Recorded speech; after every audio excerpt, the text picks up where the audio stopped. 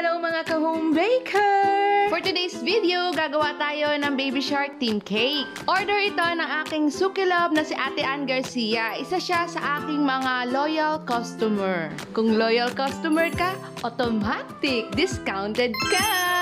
Ganyan kami magmahal ng mga customer dito sa Made by Love Cake. Customer ko na si Ma'am Ann since May 2020. Nakakatuwa nga dahil kahit minsan na-e-epic ko yung cake niya, ay lagi pa rin siyang na-order sa amin. Hindi naman po talaga required na magbigay tayo ng discount sa ating mga customer. Pero dito po kasi sa Made by Love Cakes, ito po yung naisip naming way para mag-give thanks sa aming mga loyal customer. Hindi ko naman po sinabi na gawin nyo rin yung aming way ng pasasalamat sa aming mga loyal customer. Alam ko naman po na may kanya-kanya tayong pamamaraan para magbigay ng pasasalamat sa ating mga customer na patuloy na tumatangkilik sa ating mga produkto. Ano ba naman yung ipakita natin sa kanila, yung appreciation natin para sa pagiging loyal customer nila sa atin. Kayo ba? Paano kayo mag-give thanks sa mga loyal customer nyo? Nakakataba naman talaga kasi ng puso na kahit alam mong meron pang mas magagaling sa'yo pa rin nila binibigay ang tiwala nila sa paggawa ng mga customized cake nila. Sa ngayon kasi mga sa cake business industry natin, napakarami na natin kakompetensya. Kaya naman ang isa sa mga dapat nating tandaan ay pangalagaan natin ang tiwala ng